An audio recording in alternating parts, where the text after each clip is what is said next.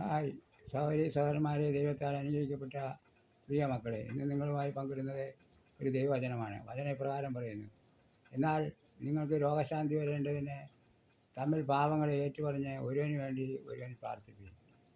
നീതിമാൻ്റെ ശ്രദ്ധയോടുകൂടിയ പ്രാർത്ഥന വളരെ ഫലം ചെയ്യുന്നു.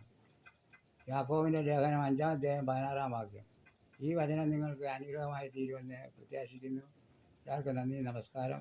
ഇതുപോലുള്ള വചനങ്ങൾ നിങ്ങൾക്ക് നോട്ടിഫിക്കേഷനായി ലഭിക്കണമെങ്കിൽ സബ്സ്ക്രൈബ് ചെയ്യുകയും തൊട്ടടുത്തുള്ള ബെല്ലൈക്കൻ ക്ലിക്ക് ചെയ്യുകയും ചെയ്യുക.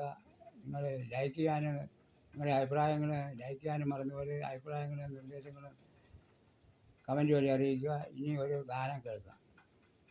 എൻ്റെ സ്തുതി മനമേ നിത്യവും ജീവനാഥനീശുവേ, ഇതുപോൽ സ്വജീവൻ തന്നൊരാത്മാവിനെ ഇതൻ വേറായി. എൻ്റെ ദൈവം മഹത്വത്തിൽ ആദ്രവാനായി തീരുമ്പോൾ സാധു ഞാനീശോനി തന്നെ ദേശിപ്പാൻ ഏതും കാര്യമില്ല.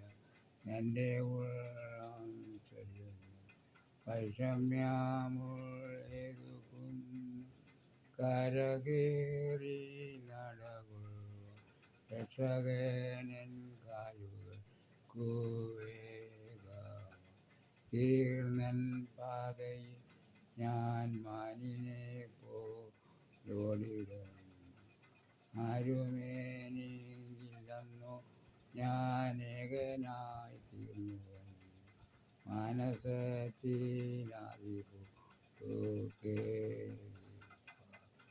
എൻ്റെ നിത്യ സ്നേഹിതൻ ദൈവദൂത സംഗമം ഇപ്പോഴവർ ദൈവമുമ്പിൽ സേവയായി. കാക്കകളെ വിചാരിപ്പീൻ, വിതയില്ല കൊയ്ത്തുമില്ല, ദൈവമാകയ്ക്ക വേണ്ടതെല്ലാം നൽകുന്നു. ലില്ലി പുഷ്പങ്ങൾക്ക് അവൻ ശോഭ നൽകുന്നു. നാളെയെ കൊണ്ടൻ മനസ്സിൽ ലവലേശം പരമേ, ഓരോ നാളും ദൈവമേ പോറ്റുന്നു.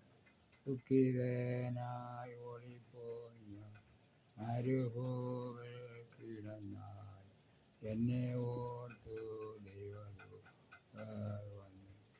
ഏറ്റം സ്നേഹച്ചൂടോ അപ്പവുമായി വന്നു. ഈ വീഡിയോ നിങ്ങൾക്ക് ഇഷ്ടമായെങ്കിൽ ലൈക്ക് ചെയ്യാനും ഷെയർ ചെയ്യാനും സബ്സ്ക്രൈബ് ചെയ്യാനും മറന്നുപോലെ. എല്ലാവർക്കും നന്ദി, നമസ്കാരം. ആരെയും ദൈവം അനുഗ്രഹിക്കട്ടെ.